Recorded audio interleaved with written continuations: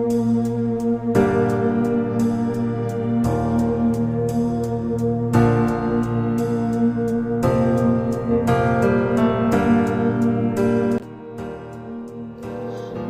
dans le Seigneur, je bénis Jésus-Christ qui nous donne l'opportunité d'être encore dans sa présence. Sa parole nous demande de nous exhorter les uns les autres, de prier pour les uns les autres, parce que les jours mauvais arrivent. Bien-aimés, c'est pourquoi ce matin, bénis Dieu pour ce message d'exhortation et pour le temps que nous allons passer en prière, que ta présence soit vraiment focalisée dans l'amour du Christ, afin que tu rentres en toi-même et que tu puisses comprendre la profondeur de l'exhortation et que tu puisses te laisser guider pendant la prière au nom de Jésus-Christ. M'a sauvé. Oh, j'allais errant de lieu en lieu, car tu m'as retrouvé. Maintenant je vois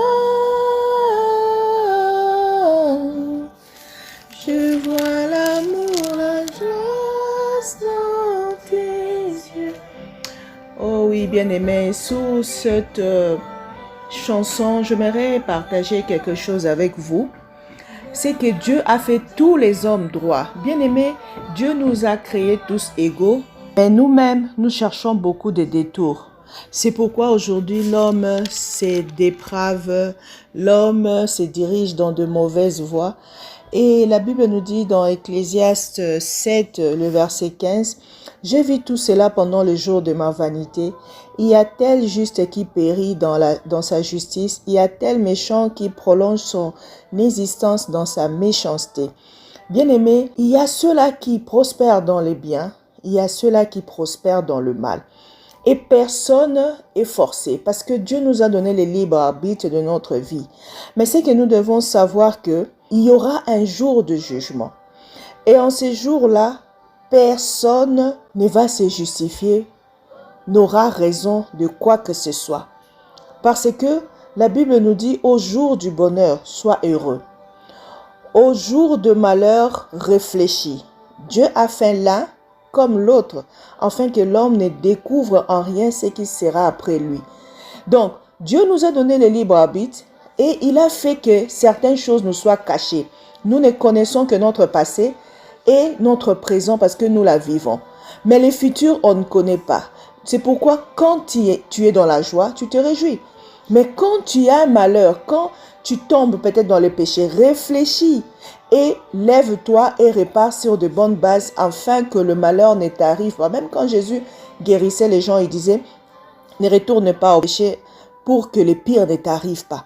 Mais l'homme ne fait pas cas de cela. L'homme continue à pécher. L'homme n'arrête pas de pécher au moment où la Bible nous dit, ne sois pas juste en excès et ne te montre pas trop sage. Pourquoi te détruirais-tu? Ne sois pas méchant à l'excès et ne sois pas insensé. Pourquoi mourrais-tu avant ton âge? Il est bon que tu retiennes ceci et que tu ne négliges point cela, car celui qui craint Dieu échappe à toute chose. Seule la crainte de Dieu peut nous faire échapper de toutes choses.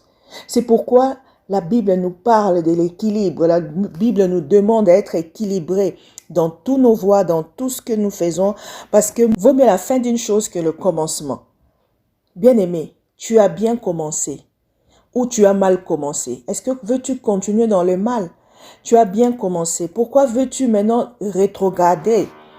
Bien-aimé, faisons attention, car les jours mauvais arrivent. Jésus-Christ revient bientôt. C'est pourquoi la Bible dit dans Ecclésiaste 7 que une bonne réputation vaut mieux que le bon parfum. Et le jour de la mort vaut mieux que le jour de la naissance. Vaut mieux aller à une maison de deuil que d'aller à une maison de festin. Car c'est là la fin de tout homme. Et celui qui vit prend la chose à cœur. C'est-à-dire quand je vois mes frères et sœurs, mes enfants en train de mourir, je me dis qu'un jour aussi je mourrai. Alors tu repars sur de bonnes choses. Alors tu fais attention à ta voix. Alors tu demandes la force au Saint-Esprit pour que tu puisses continuer à aller de l'avant. Comme Paul a regardé Jésus-Christ comme quelque chose à gagner, comme un gain dans la course, comme un trophée, c'est alors que tu ne te détourneras pas. C'est pourquoi nous allons prier. Nous allons prier que le Seigneur nous donne la force, que le Seigneur nous donne la résistance, que le Seigneur nous donne la force de fuir les péchés et de résister au diable, afin que lui puisse fuir.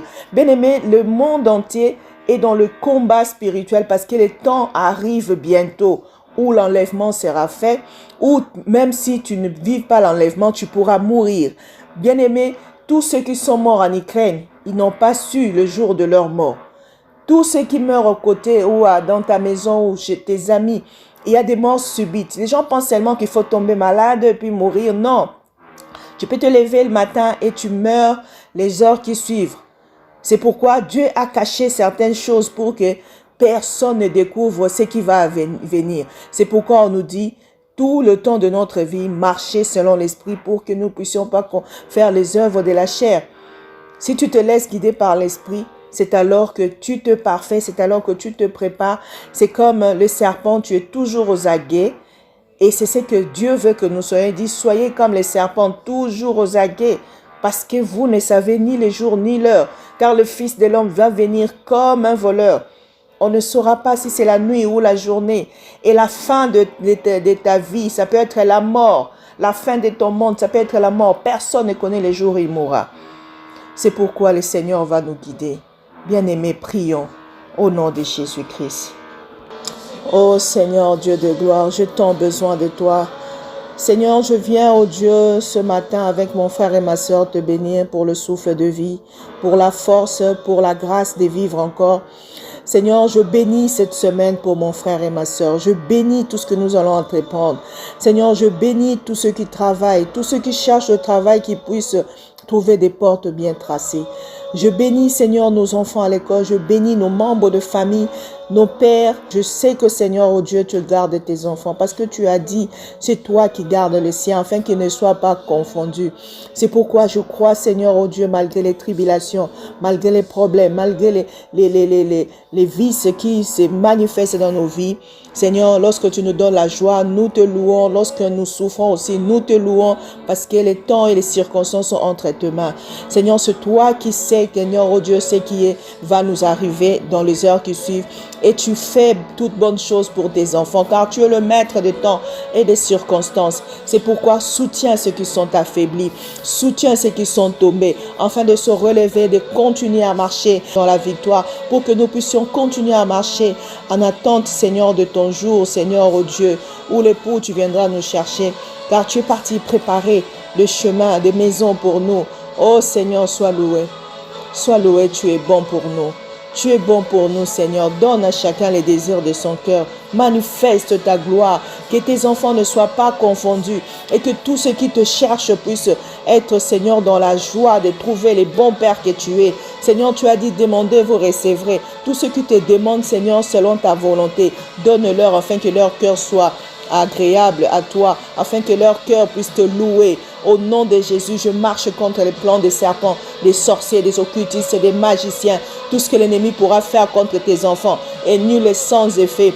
Je confesse que la victoire sur la mort, tu nous l'as donnée, parce que la clé de la mort, c'est entre tes mains. Alors aucun de cheveux de mon frère et de ma soeur ne pourra tomber si ce n'est pas toi qui as permis. Et pourquoi gloire à toi, le roi des rois, gloire à toi, le Dieu tout-puissant, toi qui nous as donné tout au moyen de ta mort à la croix. Seigneur, que le sang de Jésus-Christ couvre le corps de Christ, couvre tous tes enfants dans tout ce qu'ils vont entreprendre, que la réussite leur accompagne.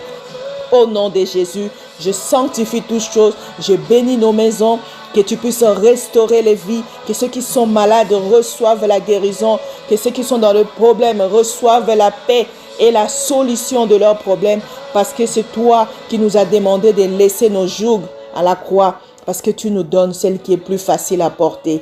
Que la paix soit en tous, au nom de Jésus-Christ. Amen.